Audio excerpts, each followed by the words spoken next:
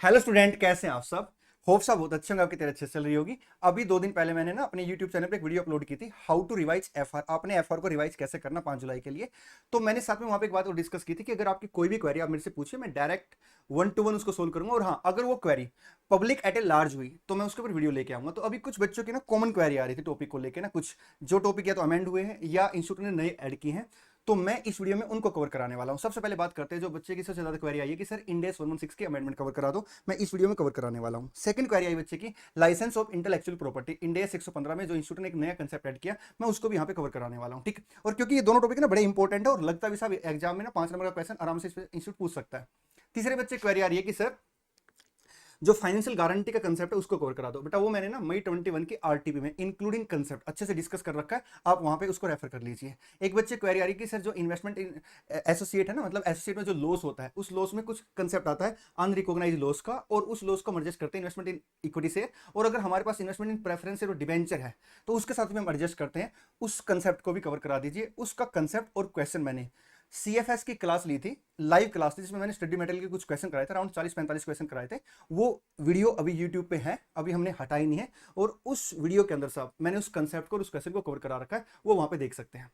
Sir एक impairment of goodwill, मतलब अगर मान लो आपका एनसीआई आपने नेट एसेट के बेस पे ले रखी है और वहां पे सर नोशनल गुडविल का कंसेप्ट आता है, उसके लिए भी बच्चों को काफी डिमांड आ रही है, तो वो भी मैंने आरटीपी में कवर करा रखा। अगर आप आरटीपी देखेंगे ना, लास्ट क्वेश्चन जो है उसमें कवर करा रखा। ठीक, बिजनेस कॉम्बिनेशन को लेकर बच्चे क्वेरी आ रही, वो मैंने ऑलरेडी मैराथन में कवर करा रखी। ठीक, चलिए तो मैं इस वीडियो में 2 छोटे-छोटे कंसेप्ट डिस्कस करने वाला आपके साथ, एक इंड AS 116 में अमेंडमेंट और एक लाइसेंस ऑफ इंटेलेक्चुअल प्रॉपर्टी। ये कंसेप्ट वाकई में बड़े छोटे-छोटे हैं और इंपॉर्टेंट भी है। और अगर इसके अलावा आपको कोई भी कंसेप्ट लगता है जिसमें मैं आपकी हेल्प कर सकता हूं, तो आप या तो कमेंट बॉक्स में से उस कंसेप्ट को लिख दीजिए, मैं उसके ऊपर शॉर्ट वीडियो ले आऊंगा, या फिर आप मेरे को डायरेक्ट मैसेज कर सकते हैं। I will try my best. ठीक, चलिए सबसे पहले बात करते हैं इंड AS 116 की अमेंडमेंट की।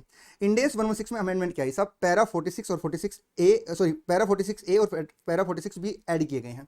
एक्चुअली होता क्या साहब, जब लीज के आपका कोई भी एक लीज कॉन्ट्रैक्ट है, ठीक है, उसके स्कोप में कोई चेंज हो जाता है या लीज रेंट में कोई चेंज हो जाता है साहब, तो उसके अंदर हम क्या कहते हैं, मॉडिफिकेशन की अकाउंटिंग करते हैं। और आपने देखा होगा मॉडिफिकेशन की अकाउंटिंग वास्ट अकाउंटिंग है। ठीक, अब हुआ क्या, कोविड-19 की वजह से साहब लीज के रेंट में कंसेशन आ गया, लीज रेंट में क्या आ गया, कंसेशन आ गया। किसकी वजह से, कोविड-19 की वजह से। अब यहाँ पे इशू उठा कि साहब अगर आप लीज रेंट में कंसेशन कर रहे हैं, ठीक है, या मैं बोल दूं साहब कि लीज रेंट में आप क्या कर रहे हो, रिडक्शन कर रहे हो, वेवर कर रहे हो, या डेफरमेंट कर रहे हो, लीज रेंट में चेंज कर रहे हो, तो एक तरीके से मॉडिफिकेशन होगा, बिल्कुल इसे डिनाई नहीं किया जा सकता। लेकिन पैरा 46A और पैरा 46B सर क्या कहती है, लैसी को कहती है कि अगर आपने 4 कंडीशन पूरी कर दी है, अब बात सुनना, लीज रेंट में जो कंसेशन है अगर उसमें 4 कंडीशन पूरी हो जाती तो आपके पास प्रैक्टिकल एक्सपीरियंट है। प्रैक्टिकल एक्सपीरियंट का हिंदी मतलब साहब यहाँ पे क्या है कि आपको लीज मॉडिफिकेशन की अकाउंटिंग से रिलैक्सेशन दिया गया है। अब मेरी बात को सुना ध्यान से फिर से ना, मैंने एक असेट लीज पे ले रखी थी, ठीक है, अब हुआ कैसा, लीज रेंट में मैंने कुछ कंसेशन ले लिया, लेसर एग्री हो गया उसके लिए। ठीक, अब कंसेशन की वजह से जब लीज रेंट कम होगा तो प्राइमा फेसी आप क्या बोलोगे, सर लीज मॉडिफिकेशन हो गया, लीज मॉडिफिकेशन की अकाउंटिंग कर दीजिए। लेकिन सर इंड AS 116 में पैरा 46A और 46B जोड़े गए हैं, जिसमें ये बोला गया साहब कि अगर मैं लेसी हूं तो मैं प्रैक्टिकल एक्सपीरियंट ले सकता हूं। प्रैक्टिकल एक्सपीरियंट का मतलब क्या है कि मैंने 4 कंडीशन पूरी करनी है, अगर वो चारों कंडीशन पूरी होगी तो मेरे ऊपर चॉइस साहब, मेरे पास चॉइस है, either I can go for lease modification, और मैं चाहूं तो सर लीज मॉडिफिकेशन की अकाउंटिंग ना करके एक सिंपल अकाउंटिंग कर सकता हूं। ठीक है, तो 4 कंडीशन कौन कौन, सबसे पहले कहता साहब जो लीज में कंसेशन आया ना वो कोविड-19 की वजह से आना चाहिए। ठीक, चलिए अच्छा मैं एक बार चारों बोल देता हूं फिर आपको रीड करा दूंगा। सेकंड वो कहता है कि जो आपके लीज रेंट में कंसेशन आया है, ठीक है, पहला तो क्या है, कोविड-19 की वजह से आया। दूसरा वो कहता है साहब जो कंसेशन आया ना उसमें लीज रेंट कम होना चाहिए या इक्वल होना चाहिए, उसमें लीज रेंट बढ़ना नहीं चाहिए। ठीक, इसको मैं एग्जांपल के साथ डिस्कस करूंगा अच्छे से। थर्ड वो कहता है साहब कि जो भी आपका लीज रेंट में कंसेशन आया वो 30 जून 2021 से पहले पहले आना चाहिए। और चौथा वो कहता है कि आपकी जो सब्सटेंशियल कंडीशन है साहब लीज टर्म की, उसमें कोई भी चेंज नहीं आना चाहिए। ठीक, मैं एक छोटा सा इसके ऊपर एग्जांपल लेके इसको डिस्कस करता हूं। मान लेते हैं मैंने एक एसेट लीज पे ली साहब 1 अप्रैल 18 को, थोड़ा स्पीड में बोलूंगा दोस्त, जल्दी जल्दी निपटाते हैं इसको। ठीक है, 10 से 15 मिनट में दोनों टॉपिक खत्म हो जाएंगे आपके ना। और 5 नंबर का क्वेश्चन सर, एक एक्सपेक्टेशन है इंस्टीट्यूट से ना। ठीक, 1 अप्रैल 2018 को मैंने क्या किया साहब, 10 ईयर के लिए एक एसेट लीज पे ले ली। ठीक है, मान लेते हैं 1 लाख रेंट था मेरा पर एनम, ये रेंट सर, ये रेंट पे जाता था। 31 मार्च 19 का रेंट मैंने पे कर दिया, 31 मार्च 20 का रेंट सर मैं पे नहीं कर पाया क्योंकि सर यहाँ पे पोजीशन खराब हो गई थी और मैंने लेसर को रिक्वेस्ट की। लेसर ने क्या किया, 31 मार्च 20 और 31 मार्च 21 दो बार का लीज रेंट मेरा छोड़ दिया और ये कोविड-19 की वजह से छोड़ दिया साहब, ठीक है। तो सर ये यहाँ पे कवर हो जाएगा, ठीक। आइए एक बार इसमें इसमें मैं कुछ चेंज करके दिखाऊंगा फिर आपको। सबसे पहले कहता है साहब, rent concession has a direct consequence of covid. The revised consideration for the lease substantially the same as or less than the consideration for the lease immediately preceding the change। इस चेंज से पहले, अब यहाँ पे देखिए साहब, 2 साल के लिए उसने लीज रेंट छोड़ दिया है। अब ये जो लीज रेंट है उसने बिल्कुल छोड़ दिया, वेवर हो गया, ठीक है। उसने क्या किया सर, 50,000 पे लीज रेंट छोड़ दिया, तो सर रिडक्शन हो गया। उसने क्या किया साहब, लेसर ने 1 लाख यहाँ पे लीज रेंट जो 31 मार्च 19 का था वो छोड़ दिया, 20 का छोड़ दिया, और ये दोनों लीज रेंट साहब मेरे से 10 साल खत्म होने के बाद ले लिए। या ये दोनों लीज रेंट उसने क्या किया साहब, बाद में इंक्रीमेंट करके 10,000 पे 20,000 पे पर एनम करके ले लिए साहब। तो ये किसके अंदर आ जाएगा साहब, इस अमेंडमेंट के अंदर कवर हो जाएगा, मतलब प्रैक्टिकल एक्सपीरियंस ले सकता हूं। हाँ, एक चीज का ध्यान रखना, अगर मान लो उसने क्या किया, 1 लाख और 1 लाख 2 साल मेरे को रिलैक्सेशन दे दिए और उसके बाद बोला कि आपने 3 साल के बाद या 5 साल के बाद ये पैसा देना और आपने पैसा 1-20 करके देना, तो क्या कवर होगा। अगर आप प्राइम फेसी देखेंगे साहब, तो यहाँ पे जो लीज रेंट है वो सिर्फ 20,000 रुपए से बढ़ रहा है तो कवर नहीं होगा। लेकिन अगर टाइम वैल्यू ऑफ मनी को देखा जाए साहब, तो हो सकता है ये in compensation of time value of money है, तो उस केस में सर ये कवर हो जाएगा। मतलब एग्जाम में अगर क्वेश्चन आता और वो कहता साहब आपने लीज रेंटल में क्या किया, कंसेशन किया और बाद में लीज रेंटल बढ़ा के ले लिया है और वो जो बड़ा हुआ अमाउंट है वो टाइम वैल्यू ऑफ मनी की वजह से है, तो फिर आप इसे कंसिडर करके चलेंगे एज ए प्रैक्टिकल एक्सपीरियंस के अंदर, ठीक। सब लेसी ने क्या किया, लीज रेंट कंसेशन मांगा और लेसर ने से उसको 3 लीज रेंट कंसेशन दे दिए। कब कब का, 31 मार्च 19 का, 31 मार्च 20 का और दोबारा बोलता हूं, उसने क्या किया, लेसर ने 3 कंसेशन दे दिए। पहला 31 मार्च 20 का, दूसरा 31 मार्च 21 का और तीसरा 31 मार्च 22 का। तो ये बिल्कुल भी कवर नहीं होगा क्योंकि जो लीज कंसेशन है साहब 30 जून 21 के बाद आ गया है, ठीक है। चलिए थर्ड कंडीशन कौन सी है, the rent concession affect only lease payment originally due on और बिफोर 30 जून। उसके बाद कहता है साहब कोई भी सब्सटेंटेटिव चेंज नहीं मानना अपने टर्म एंड कंडीशन में। अब मेरी बात सुनिए ध्यान से, जो सब्सटेंटेटिव टर्म एंड कंडीशन में चेंज है साहब हम जनरली एग्जाम में मान के चलेंगे कोई भी चेंज नहीं है जब तक क्वेश्चन नहीं कहता, ठीक। अगर ये सर चारों की चारों कंडीशन पूरी हो जाती है तो आपके पास ऑप्शन है, या तो आप क्या कर सकते हैं, लीज मॉडिफिकेशन की काउंटिंग कर सकते हैं, या आप चाहो तो सर क्या कर सकते हो, प्रैक्टिकल एक्सपीरियंस ले सकते हैं, ठीक। अच्छा सर एक बात बताओ, हमारे एंड यूजर को कैसे पता लगेगा कि हमने प्रैक्टिकल एक्सपीरियंस लिया है। आपको 2 चीजें डिस्क्लोज करनी पड़ेगी, एक तो ये कि हमने प्रैक्टिकल एक्सपीरियंस लिया है और साथ में सर जो भी इंपैक्ट आएगा उसको आपने जो पीएनएल अकाउंट में इंपैक्ट आया वो डिस्क्लोज करना पड़ेगा। अच्छा इससे पहले मैं काम करता हूं, अकाउंटिंग ट्रीटमेंट डिस्कस कर लेता हूं। अगर आप लीज मॉडिफिकेशन में जाना चाहते हो तो सर वो अकाउंटिंग आपने पहले ऑलरेडी डिस्कस कर रखी है। अगर आप लीज मॉडिफिकेशन में नहीं जाना चाहते, आप प्रैक्टिकल एक्सपीरियंस लेना चाहते हो, तो सर 4 चीजें याद रखनी। सबसे पहले लीज लायबिलिटी में जो भी रिडक्शन वो पीएनएल अकाउंट में जाएगा, ठीक है। सेकंड, आपका जो डिस्काउंट रेट है, बोरोइंग रेट है, वो बिल्कुल भी चेंज नहीं होगा।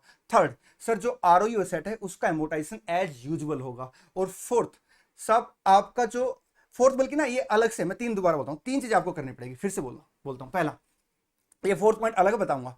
सबसे पहले आपको क्या करना पड़ेगा, चारों कंडीशन देखनी पड़ेगी। अगर आपने चारों कंडीशन पूरी कर दी तो आप उसके बाद क्या करेंगे सर, आप प्रैक्टिकल एक्सपीरियंस ले सकते हो। प्रैक्टिकल एक्सपीरियंस में सर आपका जो भी लीज लायबिलिटी रिडक्शन है पीएनएल अकाउंट में लेके चले जाओ। सेकंड, आपकी आरओयू सेट पे कोई इंपैक्ट नहीं पड़ेगा, ठीक है, मतलब आरओयू सेट का एमोर्टाइजेशन एज यूजुअल होता रहेगा, ठीक। थर्ड, आपके बोरोइंग रेट पे कोई इंपैक्ट नहीं पड़ेगा। फोर्थ, आरओयू असेट का सर आप इंपेयरमेंट टेस्ट जरूर कर लेना, और ये प्रैक्टिकल एक्सपीरियंस में नहीं आता। आप 1 मिनट के लिए समझिए, जब आपने आरओयू असेट रिकॉर्ड की थी सर उस टाइम पे सर्कमस्टांसेस कुछ और थे, आज सर्कमस्टांसेस कुछ हो रहा है। अगर आप आज के हिसाब से देखेंगे तो सर ओवरऑल जिस इंडस्ट्री में आप काम कर रहे हैं, अगर आपका रेंट को कंसेशन मिला आपको रेंट में, तो वो पर्टिकुलर इंडस्ट्री में सर हर जगह रेंट कम हुआ होगा, तो आपकी जो आरओयू सेट है उसकी वैल्यू गिर गई होगी, तो आप उसका इंपेयरमेंट टेस्ट करेंगे, ठीक। चलिए अब आप मेरी बात सुनिए ध्यान से, अगर आपने प्रैक्टिकल एक्सपीरियंस लिया तो आप डिस्क्लोज करेंगे और साथ में सर जो इंपैक्ट आपका पीएनएल अकाउंट में गया उसको डिस्क्लोज करेंगे, ठीक है। लेसर के लिए सर ये अमेंडमेंट नहीं है, सिर्फ और सिर्फ किसके लिए अमेंडमेंट है, लेसी के लिए अमेंडमेंट है।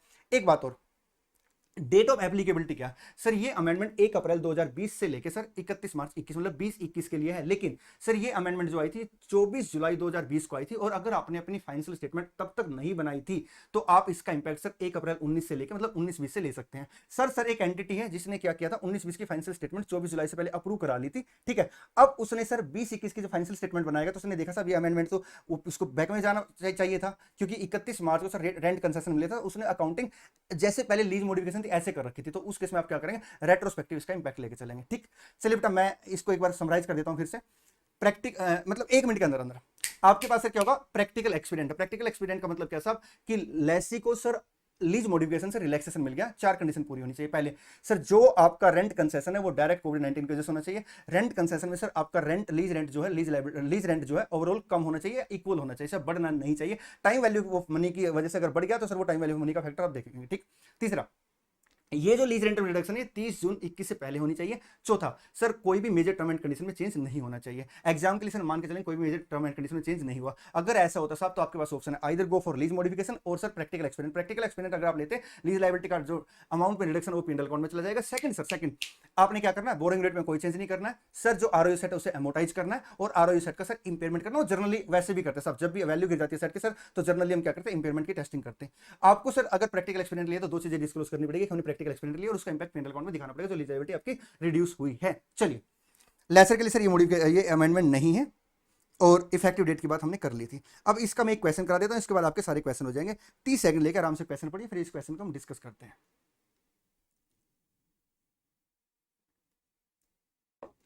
अब क्वेश्चन पढ़िए बेटा, और अगर कोई भी आपको लगता है कि सर ये टॉपिक इंपॉर्टेंट और ये आपको डिस्कस करना चाहिए पब्लिक एट लार्ज भी, तो आप क्या कर सकते हैं दोस्त, उसको कमेंट बॉक्स में बता सकते हैं या मेरे को मैसेज कर सकते हैं। जल्दी पढ़िए बेटा क्वेश्चन में।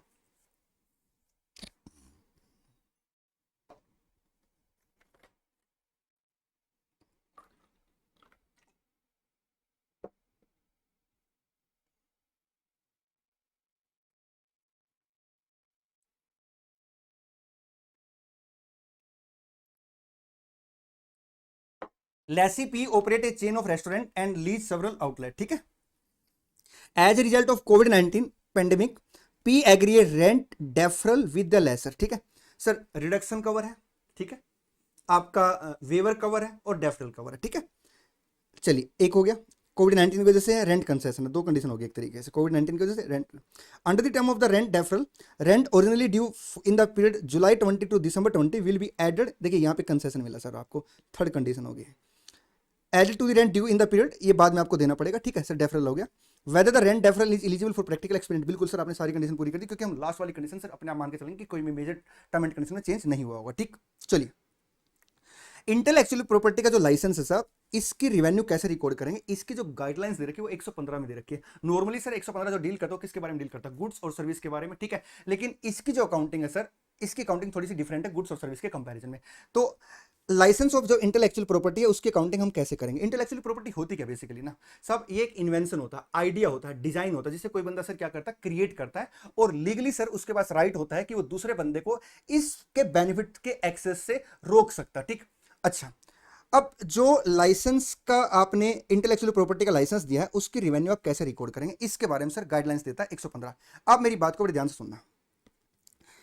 राम ने क्या किया, श्याम को अपना ब्रांड नेम दे दिया, राम ने श्याम को क्या किया, अपना ब्रांड नेम दे दिया, ठीक है। तो राम सेलर हुआ, श्याम कस्टमर हुआ, तो यहां पे सर जो ये गाइडलाइंस एप्लीकेबल होगी राम के ऊपर एप्लीकेबल होगी, किसके ऊपर एप्लीकेबल होगी, राम के ऊपर एप्लीकेबल होगी। अब राम के ऊपर जो गाइडलाइंस एप्लीकेबल होगी उसमें 115 कहता है साहब, आपको ये देखना कि जो आपने लाइसेंस दिया वो राइट टू एक्सेस दिया है, राइट टू यूज दिया है। सर ये होता क्या, बात करेंगे बेटा, बस एक मिनट मेरी बात सुनना। मान लो मैंने लाइसेंस 3 साल के लिए दे दिया और राइट टू एक्सेस में आता है, कैसे आता सर, बात करेंगे, मुश्किल से 1 मिनट का काम है बस। राइट टू अगर एक्सेस में आता साहब तो आपने रेवेन्यू 3 साल में रिकॉर्ड करनी है, पैसा कम मिला उससे मैटर नहीं करता साहब, ठीक है। लेकिन अगर वो राइट टू यूज है तो आपको इमीडिएटली रेवेन्यू रिकॉर्ड करनी है। तो सर हमें सबसे पहले तो ये देखना होगा ना क्वेश्चन में कि हमें राइट टू एक्सेस दिया है या राइट टू यूज दिया। बिल्कुल, अगर राइट टू एक्सेस दिया तो over the period revenue record होगा, और अगर राइट टू यूज दिया साहब तो आप क्या करेंगे, रेवेन्यू इमीडिएटली रिकॉर्ड कर लेंगे। अब मुद्दा उठा साहब राइट टू एक्सेस का मतलब क्या, राइट टू यूज का मतलब क्या है बेटा। इसके लिए ना मैं आपको एक छोटा सा एग्जाम्पल देता हूं, मेरी बात को बड़े ध्यान से सुनना। अगर 3 क्राइटेरिया पूरे हो जाते हैं तो वो राइट टू एक्सेस माना जाता है, और अगर तीनों में से एक भी क्राइटेरिया पूरा नहीं होता तो वो राइट टू यूज माना जाएगा, ठीक है। अब वो 3 क्राइटेरिया क्या है उसको समझने के लिए मैं एक एग्जांपल देता हूं। आप लोगों ने सुल्तान मूवी देखी होगी, सुल्तान मूवी को हल्का सा अपने हिसाब से मॉडरेट करके समझाने के लिए। सुल्तान मूवी में साहब मान लेते एक एक्स लिमिटेड कंपनी है जिसने सुल्तान को हायर किया फाइट करने के लिए, ठीक है। अच्छा, एक्स लिमिटेड का जो लोगो है वो कुकरेजा कुकर वालों ने ले लिया, ठीक है। कुकरेजा कुकर तो समझ में आ गया होगा ना आपको, मूवी देखी होगी तो आपने, ठीक है। जिन्होंने वो मूवी नहीं देखी तो आपको ये एग्जांपल समझ में आ जाएगा, ठीक। कुकरेजा कुकर वालों ने साहब क्या किया, लोगो ले लिया। अब हमने जो सर अपना लोगो यूज करने के लिए कुकरेजा कुकर वालों को दे दिया तो लाइसेंस ऑफ इंटेलेक्चुअल प्रॉपर्टी में आ गया। तो क्या यहाँ पे एक्स लिमिटेड को जो रेवेन्यू मान लो 3 साल के लिए दिया साहब, रेवेन्यू 3 साल के दौरान रिकॉर्ड करनी है या जब आपने लाइसेंस दिया तभी रिकॉर्ड करनी है। अब देखिए कहता साहब अगर 3 क्राइटेरिया आपने पूरे कर दिए तो ये राइट टू एक्सेस बन जाएगा, मतलब रेवेन्यू आपको over the time period book करनी है। तो यहाँ पे पहला क्राइटेरिया क्या कहता है साहब, पहला क्राइटेरिया वो कहता है कि जो भी आपका इंटेलेक्चुअल प्रॉपर्टी है आप उसके ऊपर कंटिन्यू एफर्ट्स करेंगे, मतलब जो एंटिटी है ना वो उसके ऊपर एफर्ट्स करेगी, ये कॉन्ट्रैक्ट में लिखा हुआ है, या सर कॉन्ट्रैक्ट की नेचर ऐसी है या इस पर्टिकुलर इंटेलेक्चुअल प्रॉपर्टी की नेचर ऐसी कि कस्टमर एक्सपेक्ट कर रहा है कि आप उस पर्टिकुलर इंटेलेक्चुअल प्रॉपर्टी में कंटिन्यू एफर्ट्स करेंगे। सेकंड, उस एफर्ट्स से जो भी सर बेनिफिट या नुकसान होगा, मतलब उस आपके एफर्ट से सर इफेक्ट पड़ेगा किसके ऊपर, कस्टमर के ऊपर। जैसे आपने मूवी देखी होगी साहब सुल्तान, जैसे पहली फाइट जीत जाता है तो उसके बाद कुकर बिकना स्टार्ट हो जाता है, ठीक है, और ज्यादा बिकता साहब वो। आई मीन टू से जब भी इंटेलेक्चुअल प्रॉपर्टी आप देते हैं तो सबसे पहले देखिए एंटिटी कंटिन्यू एफर्ट्स करती है या नहीं करती, सेकंड उस एफर्ट्स का इंपैक्ट कस्टमर पर पड़ता है या नहीं पड़ता, और थर्ड कंडीशन साहब जब आपने साहब ये इंटेलेक्चुअल प्रॉपर्टी दी है तो इसमें कोई भी प्रोमिस ऑफ गुड्स और सर्विस नहीं किया है। अगर तीनों में से एक भी कंडीशन सर आपकी पूरी नहीं होती तो आपने क्या किया साहब, राइट टू यूज मानना है, और राइट टू यूज है तो आपको रिवेन्यू इमीडिएटली रिकॉर्ड करनी है। अब इसका मैं एक अल्टरनेटिव एग्जांपल और देता हूं। मान लेते साहब आपका ना एक फुटबॉल क्लब था, ठीक है, आपके फुटबॉल क्लब में मैच वगैरह नहीं होते, पहले था साहब कभी, उसकी ब्रांडिंग आज तक चली आ रही है, आपने वो ब्रांडिंग किसी और को दे दी है। तो जब आपने किसी और को ब्रांडिंग दे दी तो सर जब आपने उसको किसी और को ब्रांडिंग दी है तो उस बंदे ने जो आपको पैसे दिए होंगे तो उसको पता है साहब कि अब ये फुटबॉल क्लब फर्दर कोई एफर्ट्स नहीं करेगा, तो उसने आज की ब्रांडिंग के हिसाब से आपको पैसे दिए होंगे, इसलिए रिवेन्यू सर आप क्या करेंगे, आज ही रिकॉर्ड कर लेंगे। एक बार कंडीशन चेक करते हैं, क्या फुटबॉल क्लब कंटिन्यू एफर्ट्स करेगा और डेवलपमेंट के लिए, ना। क्या कस्टमर ऐसा एक्सपेक्ट करेगा, बिल्कुल भी नहीं, क्योंकि कस्टमर को पता सर यहाँ पे अब मैच होते ही नहीं है। सेकंड, क्या कस्टमर के ऊपर कोई और इंपैक्ट पड़ेगा फ्यूचर का, नहीं सर, जो आज इसकी वैल्यू है उसी का इंपैक्ट पड़ेगा, आगे परफॉर्मेंस का इंपैक्ट नहीं पड़ेगा। और क्या इसमें सेपरेट गुड्स या सर्विस की परफॉर्मेंस ऑब्लिगेशन पूरी की गई है, इस कंडीशन की जरूरत नहीं पड़ेगी क्योंकि पहली कंडीशन फेल होगी। आई मीन टू से, मेरी बात फिर से सुन लेना साहब, आपने तीन क्राइटेरिया चेक करने हैं, अगर तीनों क्राइटेरिया पूरे होते हैं तो राइट टू एक्सेस है, और तीनों में से अगर एक भी क्राइटेरिया पूरा नहीं होता तो फिर आपके लिए राइट टू यूज बन जाएगा। आइए मेरे प्यारे प्यारे बच्चों, यहां पे देखिए एक बार क्या लिखता हूं, right to access if following three criteria must be met, entity required by the contract or reasonably expected by the customer to undertake activity that significantly affect the license। तो आप यहां पे हिंदी में लिख सकते हैं साहब, एंटिटी कंटिन्यू एफर्ट्स करेगी अपने आईपी के ऊपर, ठीक है। लाइसेंस जो एक्सपोज करेगा साहब कस्टमर के अर्निंग के ऊपर, मतलब कस्टमर की एक्टिविटी, जो भी लाइसेंस के ऊपर आप काम करेंगे साहब वो कस्टमर के को एक्सपोज करेगा साहब, उसके ऊपर इंपैक्ट आएगा। और थर्ड कहता है साहब एंटिटी की जो एक्टिविटी है वो परफॉर्मेंस ऑब्लिगेशन नहीं कॉन्ट्रैक्ट में। Right to use if all three criteria for access are not met, तो सर ये क्या करेंगे, आईपी जो एग्जिस्ट करता है सर पॉइंट ऑफ टाइम पे एग्जिस्ट करता है और आप इमीडिएटली रिवेन्यू रिकॉर्ड कर लेंगे, ठीक है। एक तरीके से बेटा मैं आपको बताऊं, सिंपल वर्ड में अगर हम कहें तो जो आपका राइट टू यूज है ना, ये मान के चला जाता है साहब कि वो सिग्निफिकेंट स्टैंड अलोन फंक्शनलिटी है, मतलब वो आज ही काम कर रहा साहब, ठीक है। चलिए यहां पे सर वो लिखता है जो आपका राइट टू यूज है ना वो एक तरीके से स्टैटिक है और ये डायनेमिक होता है। ये क्या होता है साहब, डायनेमिक होता है, ठीक है। इसका क्वेश्चन करते हैं। तो सर हमें तो समराइज में यही समझ में आया कि अगर आप किसी को लाइसेंस देते हो, ठीक है, यूज करने के लिए, तो आप उसका रिवेन्यू इमीडिएटली रिकॉर्ड करेंगे या ओवर द टाइम पीरियड। अगर तीन क्राइटेरिया सेटिस्फाई होते हैं over the time period revenue record करेंगे, नहीं तो इमीडिएटली रिवेन्यू रिकॉर्ड कर लेंगे, बिल्कुल। तो बेटा आपने ना इस तरह के जो क्वेश्चन आते हैं उसमें ये गाइडलाइंस अप्लाई करनी है, ठीक। ये मैं क्वेश्चन आपको पढ़ा देता हूं, 30 सेकंड देता हूं, पढ़िए जल्दी से, फिर हम इस क्वेश्चन को कराते हैं। जल्दी पढ़िए बच्चे।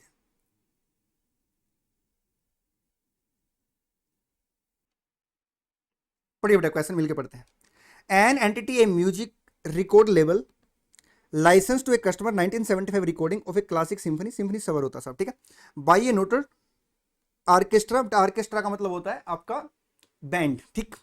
द कस्टमर एक कंज्यूमर प्रोडक्ट कंपनी, बेटा जो कस्टमर है ना वो कंज्यूमर प्रोडक्ट कंपनी है, has the right to use the recorded symphony in all commercial including television radio and online advertisement for 2 years in the country.